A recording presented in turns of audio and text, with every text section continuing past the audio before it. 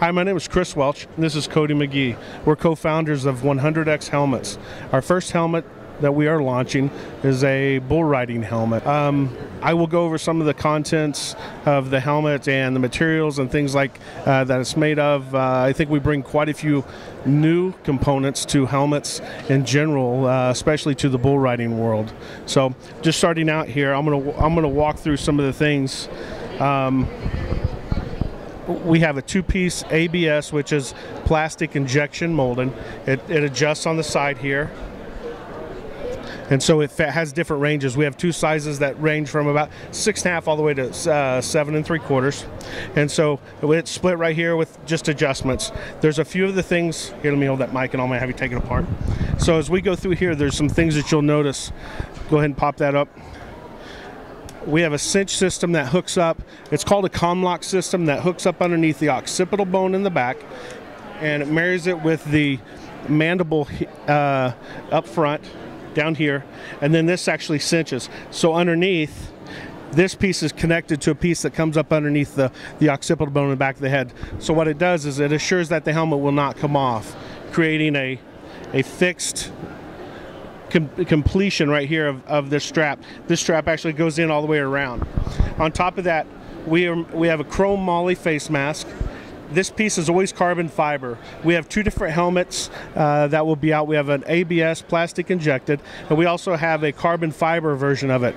On all helmets, this piece right here, this guard, will be carbon fiber. It gives what we call the stability and keeps it from the displacement when you're either stepped on or rolled over. So as that marries itself to the helmet here and slides in, it's fixed just with this snap right here. The benefit of this allows us to combat the displacement as a hockey helmet. When you take a hockey helmet, it has that squeeze point, which is dangerous. The only thing that stops it is the cheekbones of the helmet, of your head. So when this goes through, we're about 6 to 8% displacement. Anytime you get a side like this impact, you're on the ground, and there's a step right here that keeps it, and that's the strength. It's the strength of the carbon fiber piece on the guard. So if you want to go ahead and take that off, Cody, we'll go ahead and talk about some of the inside. So inside, what we were able to do is take about 65% of the weight of the liner out by using a 4T system, which is squares with has a dual density molded APP EPS combination that allows for a multiple impact in the inside underneath. Then there's a cloth liner for comfort that can be washed and everything else. Inside, we were talking about that chin, there's actually a occipital cup in the back that pulls up underneath and rides. And so as we turn that over, so the straps that come through here, go ahead, as that locks in,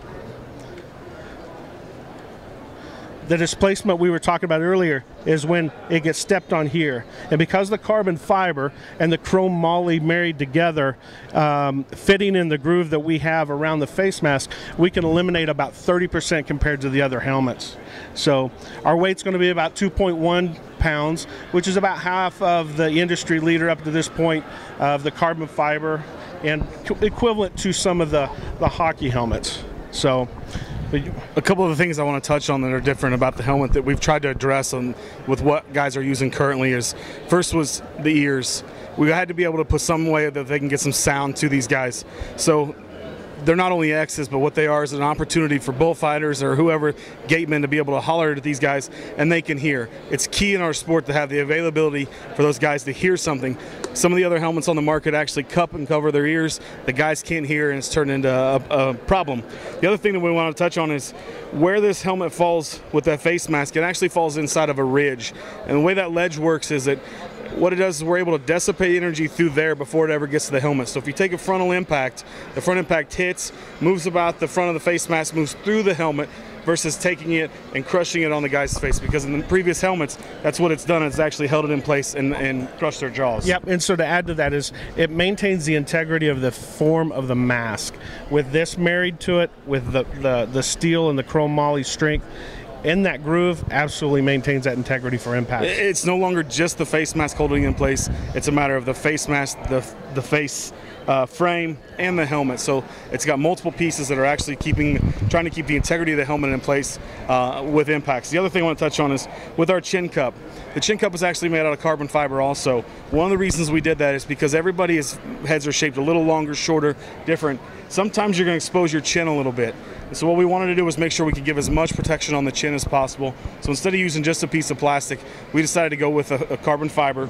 It's shaped and formed to be large, extends, trying to cover as much of your face as possible, at the same time giving full coverage. Yeah, and along that, the big part of the forms, all the grooves that are in these helmets across here are all placed strategically. For the ASTM standard, for this to pass as a bull riding standard, it has impacts that are dropped from about 19 feet onto anvils. And so what we did is we went in, anywhere we added a groove, it added strength. And the band that is tested most is right across here. So we felt like that was important. Then on the top of the head as well. So that's by design. And so what we did is we're a little bit longer on the back than most of the other helmets that are on the market. And so our Occipital Cup fits up underneath there. This moves away from the head a little bit, but it's a little bit longer.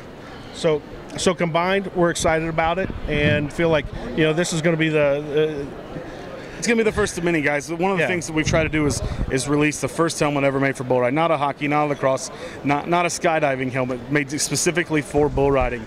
So what we've done, and I want to touch on one more thing, is we see a lot of the hockey helmets, if you look at their structures, they're square in their structure. Those are designed for the ice. We try to use as much of this helmet in the shape of our heads.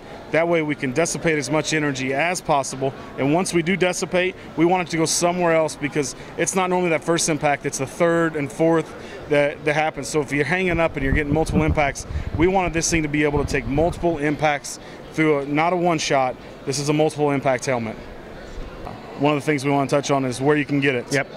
Facebook, definitely go like our page, 100X Helmets. We also have a phone number of 816-858-7300. That's the office number. You can always call and talk to, if it's not Chris or I, it's one of the other two guys, Brian or Coley. But we're a small company. There's 4 of us that are in place. We try and answer as many questions as we can, be as knowledgeable as we can in the sport, and help to not only sell a product, but we want to help educate everybody in the process of the helmet. We feel it's necessary for what we're doing in the future. Yep. I think when we start launching, I think it'll happen pretty quick. What we will do is that when you order a helmet, we won't charge you until about 48 hours before we have the product ready to ship. We're not going to take orders on helmets that we don't have, so therefore we can maintain quick turnaround.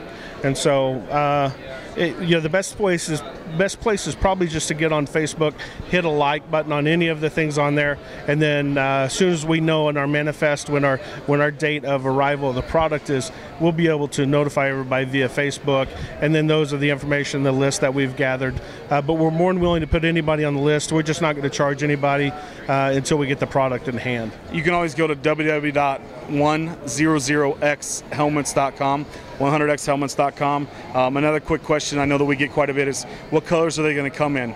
We're actually going to launch in a silver, a black, and our 100X blue.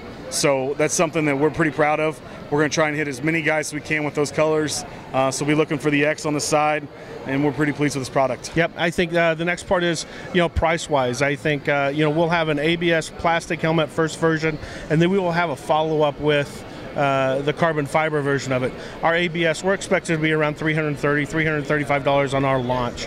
And so we think that that's extremely competitive in the market today, especially for a helmet that was developed specifically for bull riding. And with that price point, guys, what we're trying to do is we're trying to cover kids from button busters all the way to the high school and college levels and beyond. I mean, even the PBR guys that we've got in place. But this particular helmet, with the sizing and the range and everything, we feel that $330 price range, we're able to suit as many people as possible. And that's what we've tried to do with this particular helmet. This is the Alpha. So this is the one. We're excited about that. Yep, and we have some other helmets. We have an equestrian prototype that we have ready to launch. It'll probably be 60 to 90 days after our bull riding helmet, but this has been our focus, and we're just trying to get it out as soon as possible. Expected to be out a little bit earlier, but ended up changing some things, listening to some bull riders and taking some advice and changing some of it. So actually, there's something else we need to touch on.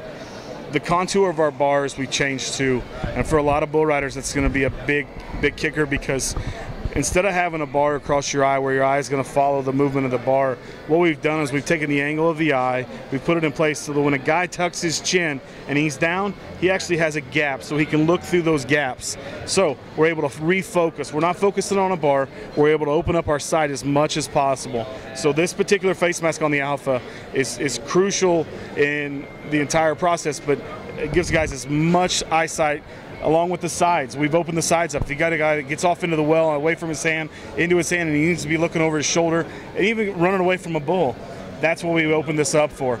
Turn your head as far as you can. Your eyes are going to go all the way out there. So there are a couple little things that you're going to keep seeing that we could take all day and talk about it, but the little things are what really makes this helmet so different than what everybody else has currently got on the market. Awesome.